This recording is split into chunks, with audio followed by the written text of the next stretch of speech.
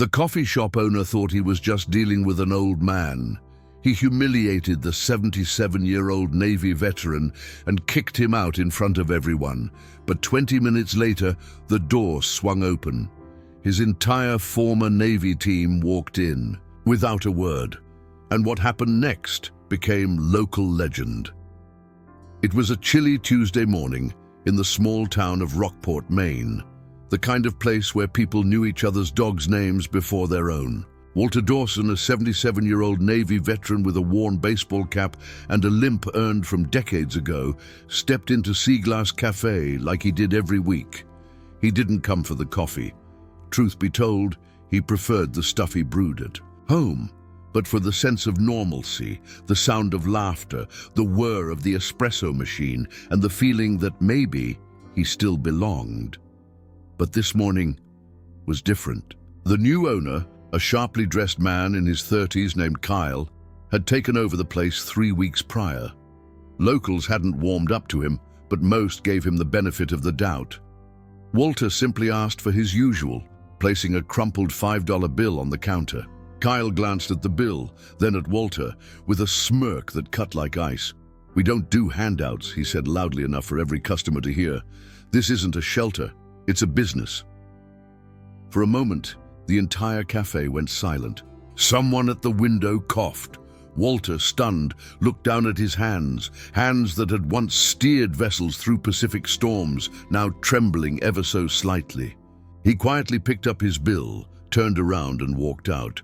What Kyle didn't know, what no one in that room could have guessed, was that Walter wasn't just some lonely senior clinging to routine. And in 20 minutes, that quiet morning would become something none of them would ever forget. Walter Dawson had always believed in rituals. After all, life in the Navy taught him the comfort of routines. Morning checks, afternoon drills, lights out at 2200 sharp. In retirement, those rituals softened into simpler things, like walking to Seaglass Cafe every Tuesday, ordering a black coffee, and sitting near the window to watch the tide roll in. It was his quiet nod to structure in a world that often felt like it had moved on without him. That Tuesday began like any other. Walter carefully pulled on his navy blue windbreaker, adjusted the cap with the faded USS Arlington patch, and pocketed a $5 bill, just enough for a small coffee and a modest tip. The walk from his apartment above the old post office to the cafe took him about 7 minutes on a good day. His knee ached a little more in the cold, but he didn't mind. The cold reminded him he was still alive. Seaglass Cafe had always been a place of warmth. The original owners, a couple in their 60s named Tom and Marlene, treated Walter like family. When they sold the place to travel the country in an RV, Walter had congratulated them with a bittersweet smile. He hadn't met the new owner yet, but he figured coffee was coffee. And kindness didn't come with a brand. Inside the cafe, the vibe had clearly shifted. Gone were the mismatched mugs and the chalkboard with Marlene's doodles. The place was sleek now, sterile even. Kyle, the new owner, stood behind the counter with a Bluetooth headset in one ear and a latte art tattoo curling down his forearm. He barely looked up when Walter approached. "Small coffee, black," Walter said, gently placing the crumpled bill on the counter. Kyle glanced at the bill, then at Walter's windbreaker. Something in his expression hardened. "Sir," he said, sharply, "we don't accept worn bills. This isn't a flea market." Walter blinked. "It's a $5. Kyle leaned forward. "Look, I'm trying to elevate this place. I don't need folks hanging around all day sipping one coffee. We have a vibe now, you understand?" People in line grew quiet. A young couple near the window stopped mid-conversation. Walter stood there, the bill still on the counter, his mouth slightly open, but no words coming out. "I think you should take your business elsewhere," Kyle added. "Let's keep it moving." Walter picked up his bill with trembling fingers. His eyes scanned the room, searching for any familiar face, any sign of empathy, but everyone looked down or away. He turned, walked slowly to the door, and stepped out into the cold. And 20 minutes later, everything would change. Back inside Sea Glass Cafe, the silence didn't last long. As the door closed behind Walter, the hiss of the espresso machine resumed, and small talk bubbled back into the air like carbonation after a shake. But there was a shift, subtle yet unmistakable. Eyes darted toward the counter, then toward each other, questioning, unsure if what they'd just witnessed was a fluke or a pattern. Kyle didn't seem bothered. In fact, he acted as if nothing had happened. He began chatting with a college student about oat milk substitutions, grinning like he hadn't just dismissed a man old enough to be his grandfather. The barista, a 20-something named Lexi, avoided eye contact and busied herself refilling napkins. She'd worked there under Tom and Marlene, and this moment twisted something in her gut. Near the corner window, two retired sisters, Judith and Margaret, sipped their cappuccinos in silence. They'd seen Walter in this cafe every week for years, always courteous, always quiet. Margaret leaned in. "Did you see that?" she whispered. Judith nodded, frowning. "He served in the Navy. Lost a friend in Nam, I think. Tom told me once. That man's been through more than that boy behind the counter ever will." Margaret clutched her cup tighter. "You think someone should say something?" Judith hesitated. People don't say things anymore. They tweet, they post, then they move on. At the counter, Kyle checked his phone. No notifications, no backlash, no confrontation. He took that as validation. What he failed to recognize, and what many in the cafe would only realize later, was that Walter Dawson wasn't just some old man with a coffee habit. He was a man with a story, with brothers scattered across the country who'd shared battles, secrets, and oaths stronger than blood. And though Walter rarely spoke of his past, he carried it with him in the quiet way veterans often do, respectfully, without expecting anyone to understand. Across town, Walter sat in the driver's seat of his truck, engine off, eyes locked on the dashboard. His hands rested on the steering wheel like he was preparing to sail a familiar ship through new waters. He didn't cry. That wasn't his way. But there was a throb in his chest that had nothing to do with age. Then, slowly, he reached for his phone. He scrolled through names most people hadn't seen in decades, and he started dialing. Walter didn't speak when the first call connected. Not right away, anyway. The line buzzed once, twice, then clicked. "Dawson?" The voice on the other end was gravelly, surprised. "Well, I'll be damned. Haven't heard from you since Bill's funeral." Walter cleared his throat. "Hey, Jack. I'm sorry to call. Out of the blue, you got a few minutes?" Jack didn't hesitate. "For you, always." Walter didn't explain the whole scene. He didn't have to. Just a few phrases. Got turned out of a place. Disrespected in front of folks. It stung more than it should have. Jack understood. Some things don't need full telling between old brothers in arms. Walter made 5 more calls, each conversation short, clipped. Names like Rhodes, Pete, Albright, and Jimmy. Men with scars, medals, and memories sealed tight. Behind eyes that had seen too much, all of them had settled in nearby towns, semi-retired or fully so, still sharp, still loyal. "Where?" they asked. "Sea Glass Cafe," Walter answered. "Give us 20. Back at the cafe, Kyle was prepping a tray of lavender scones when Lexi cautiously approached him. "Hey, just maybe we could have handled that differently. The guy's been coming here forever. He's kind." Kyle looked at her, amused. "You mean the old guy? Come on, Lex, we're not a charity. He's probably not even buying anything half the time. We're building a brand." Lexi bit her tongue. This wasn't the Kyle who interviewed so charmingly 3 weeks ago, full of community values and fresh starts. No, this was someone who'd already decided who was worth serving and who wasn't. Outside, clouds gathered slowly over the harbor. Inside, the mood began to shift again, unease crackling beneath the ambient jazz and espresso steam. Judith and Margaret had moved closer to the counter. Lexi texted a friend. "Something about today feels off." Then, at exactly 20 minutes past the moment Walter had been dismissed, the front door opened, and in walked Jack, then Rhodes, then Pete, then Albright, then Jimmy. 6 men in total. Some wore old navy jackets, others ball caps with emblems nearly worn smooth. They walked in slowly, shoulder to shoulder, back straight despite their years. Not a word spoken. Customers turned. Conversations stopped mid-sentence. Kyle froze. Lexi dropped a cup and the quiet returned, this time heavy, expectant. They didn't need to say a word. Their presence spoke volumes. The door's chime still echoed faintly as the last of the 6 veterans stepped inside. They stood just inside the threshold, scanning the room with eyes sharpened by decades of shared hardship. No one moved. Kyle, still behind the counter, adjusted his posture and tried to chuckle. Morning, fellas. Can I help you with something?" No answer. The group moved as one, not hurried, not threatening, just deliberate. They made their way to the center of the cafe, then formed a semicircle near the counter, directly facing Kyle. To everyone else, it looked like a silent inspection, a formation of respect, forged through years of discipline. Judith whispered, "That's his team, his actual Navy team." Margaret nodded slowly.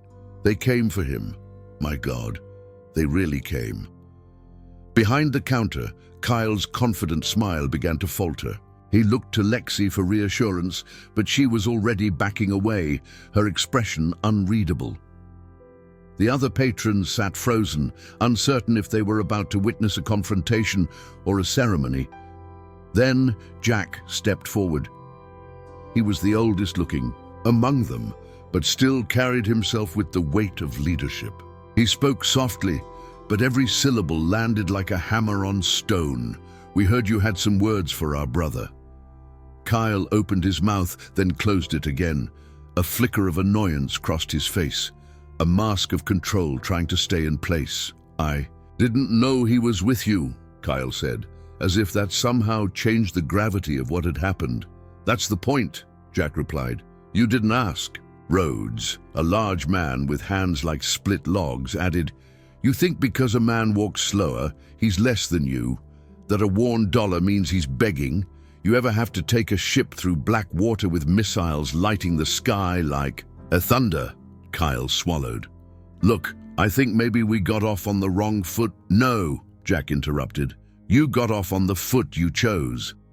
For the first time that morning, Kyle had no comeback. His voice faltered, and he instinctively glanced toward the door, maybe looking for a way out, or perhaps for someone to shift the focus.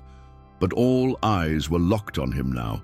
Then Albright pulled something from his coat. An old, cracked, leather-bound item. He placed it gently on the counter. Kyle leaned forward, curious. It wasn't a weapon. It wasn't even a wallet. It was a weathered Navy captain's journal. "Open it," Albright said. "Page 73. Kyle hesitated, then flipped through the brittle pages. His eyes skimmed the faded ink, and suddenly his face changed, not from fear, from recognition. Kyle stared at the page like it had betrayed him. His hands trembled slightly, just enough for Rhodes to notice. The cafe remained silent, thick with anticipation. The tension so tight it felt like the whole room was holding its breath. On page 73, in blocky, steady handwriting, was a list of names, and among them Walter Dawson's, written right beneath lit to CMDR Jack E. Ross. There were dates, coordinates, a note beside Walter's name: pulled 3 men out during the Gulf firestorm, refused evacuation, medal denied due to mission classification. It wasn't a brag. It was a record, the kind only shared between men who'd lived through the unspoken. Kyle looked up, paler now. I didn't know." "Because you didn't care to," Jack said. "You saw an old man and decided he didn't matter." Jimmy stepped forward then, not angry, just steady. "The men in that book, they're still bound by something. It's not a business slogan, it's loyalty. It's knowing who you're willing to stand next to when the bullets fly. Lexi, behind the counter now, took a step closer to the group. "Kyle," she said softly, "maybe it's time you stop talking and start listening." Kyle looked around the cafe. Every eye was on him, but not with admiration, not anymore. The power he thought he held had crumbled. He wasn't a leader in this moment. He was a man exposed for his shallowness in a room full of people who finally saw him clearly. Jack didn't raise his voice. He didn't have to. "You want this place to have a vibe? Fine. But it should be one where men like Walter Dawson are honored, not tossed aside." Walter, still not in the room, hadn't planned this. He hadn't asked for a show of force. But this was what brotherhood looked like. Loyalty without fanfare, justice without violence, truth delivered. With quiet dignity, Kyle took a step back from the counter. Maybe I should talk to him." Rhodes smiled, but there was no warmth in it. "You had your chance. Now you listen." The door behind them opened. Walter had returned, and with him came the moment that would turn a small-town humiliation into a story that would echo far beyond Rockport. Walter didn't speak when he stepped through the cafe door. He didn't need to. His presence alone seemed to shift the air, as if the very building recognized it owed him something. He stood tall, despite the limp in his right leg, his navy cap casting a slight shadow over eyes still sharp with clarity. His team parted silently to let him through. No handshakes, no nods, just the unspoken gravity of shared history. Walter walked to the counter and placed one hand on the old journal that now lay open beside Kyle, who still hadn't moved. "This book," Walter said, voice calm but deep, "was never meant to impress anyone. It's not for medals or politics. It's a record for us." Kyle glanced between Walter and the pages, unsure of what to say. Albright stepped forward. "You didn't just insult Walter today. You insulted all of us. Every man who's ever been shoved aside after giving everything." Lexi spoke next, voice quieter but steady. "There's a difference between building a brand and building a community. You've been doing one and killing the other." Walter finally turned to Kyle, not angry, just resolute. "I don't want an apology. That won't fix what's broken in here. But I want you to understand something. You looked at me and saw someone disposable. That's your mistake, not mine." A hush swept over the room. The weight of Walter's words wasn't in their volume. It was in their truth. Kyle swallowed, hard, the silence closing in on him. "I didn't mean to." "You meant exactly what you said," Walter cut in gently.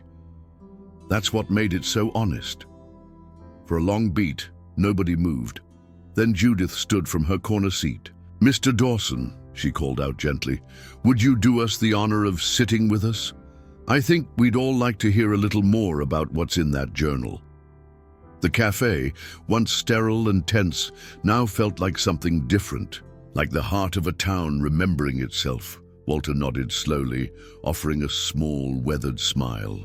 "All right," he said, "but someone better get me a decent cup of coffee." Laughter rippled through the crowd, soft and surprised. Kyle stayed quiet behind the counter, unsure of whether to step forward or disappear. And as Walter sat down, surrounded by his brothers, that journal between them like a sacred artifact, the cafe began to feel like a place of history again. Not just espresso, but what happened in the hours to follow would ensure this day would never be forgotten. Walter didn't rush. He sipped his coffee, a fresh cup this time poured by Lexi herself, and ran his fingers over the cracked leather of the captain's journal. The veterans had gathered around him, forming a loose half-circle at one of the cafe's larger tables. Customers who had come for a quick caffeine fix now stayed, drawn in by something rare and raw. "I never talked about this much," Walter began, eyes scanning the room. "Not with my kids, not with the folks at the VFW. The missions were classified. Back then, And to be honest, some memories, they sit heavy on a man. He opened the journal and flipped to a page marked with a thin ribbon of fraying blue fabric. The entry wasn't long. A date, a location in the South China Sea, a quick mention of a fire on deck and names of those lost. Then came Walter's account, written in his own hand. 3 pulled out, went back for a 4th, found nothing but smoke. The cafe was silent. The only sound was the occasional clink of a spoon against ceramic. These men, Walter continued, gesturing to Jack, Rhodes and the others, stood by me when things got rough, when orders got grey, when the world didn't make sense. What we gave wasn't just years, it was pieces of ourselves. Kyle stood at a distance, arms crossed, face unreadable. He looked smaller now, less sure of the world he'd tried to. Mold with slick branding and minimalist menus. I'm not here for pity, Walter said, his voice gaining strength. What happened earlier, that was a reminder that there's still people out there who look at someone like me, grey hair, slow steps, and decide I don't count. He looked straight at Kyle. But every man and woman in here has a story, and some of us have been holding those stories in for decades. Judith dabbed her eyes with a napkin. A young man near the back put down his phone, captivated. Even Lexi leaned forward on the counter, eyes locked on Walter. Walter closed the journal and placed it gently on the table. Respect doesn't come from age or medals. It comes from listening, from choosing to see what's right in front of you. For a long moment, the room breathed in that truth. Then Jack stood. That's our skipper, he said, patting Walter's shoulder. Laughter, light but sincere, rippled through the cafe. But not everyone was laughing. Kyle turned and walked slowly into the back, disappearing through the swinging kitchen door. And, while no one followed, everyone knew something had shifted in him too. The energy in Seaglass Cafe changed, as if someone had cracked open a window and let in a long-forgotten breeze. It wasn't just that people had listened. It was that they'd felt something stir. In Walter's story, they'd heard echoes of their own fathers, uncles, husbands, the stories they regretted not asking more about. Margaret stood and walked over to Walter. I remember you helped my husband with his VA paperwork, she said softly. He never forgot that. Walter smiled kindly. He was a good man, quiet but solid. Then a man in a business suit, someone no one really knew, stepped up and placed a hand on the journal. My dad was Navy, Korea. I always thought I had time to ask him more, but I didn't. Thank you for this. One by one, more people came forward, not to crowd Walter, but to show something deeper. Recognition, gratitude, and a kind of communal apology. Not just for what had happened that morning, but for every time they'd stayed silent in the face of quiet injustice. Lexi returned from the kitchen holding a tray. On it were 6 coffees, on the house. She set them down in front of the veterans with a gentle smile. I'm sorry, she said, that it took this for people to see you, for me to see you. Walter reached out, not to scold, but to reassure. Seeing now is what counts. Outside, a few people had gathered by the window, peeking in curiously. News of the moment, whatever it was, had begun to ripple across town. Someone had posted a photo. Another had shared a short video clip. 6 men standing tall. One, journal between them, the moment frozen in quiet power. Even the mayor, who happened to be walking by, stopped in, sensing something significant. He shook Walter's hand. We need to do better, not just for veterans, for all our elders, for anyone who's earned respect and been denied it. Kyle hadn't returned from the back, but no one rushed him. In truth, the town had already moved on from his arrogance. What mattered now was the spark that had been lit, not from anger, but from a shared understanding that had been buried for too long. Walter looked around at the room full of faces. Some he'd known for years, others he'd only just met, and saw not pity, but pride. The cafe wasn't sterile anymore. It was alive, and it was listening. But before the day ended, there was one more thing Walter needed to say. By late afternoon, the crowd had thinned, but the air in Seaglass Cafe remained thick with something deeper than coffee steam. It was reverence, reflection. Walter sat near the window again, the same spot where his day had started, only now surrounded by warmth, not silence. The journal lay closed beside him, a quiet sentinel of the truth finally spoken. Kyle emerged from the back slowly. He didn't make a speech. He didn't defend himself. Instead, he approached Walter with hesitation, the bravado from earlier gone, replaced by something rare in men who build walls for a living. Humility. "I was wrong," Kyle said.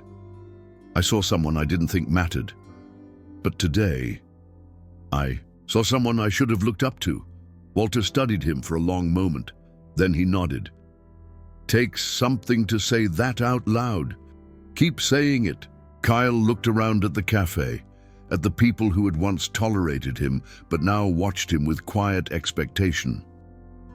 "I don't think I'm the right person to run this place," he admitted. Walter raised an eyebrow. "Or maybe you just started becoming the right one." The mayor approached then, placing a gentle hand on Walter's shoulder. "The town council is planning a memorial for local veterans. We'd like your help. Maybe share some pages from that journal." Walter looked down at the leather-bound book. He thought of all the men whose names were inked inside, some living, many gone. "It's not just my story," he said. "It's theirs. If we tell it right." A week later, the town's local paper would feature a full-page spread. "The Day Seaglass Remembered." A photo of Walter and his team would grace the front, and beneath it a quote from the journal, "Loyalty is what remains when everything else fades."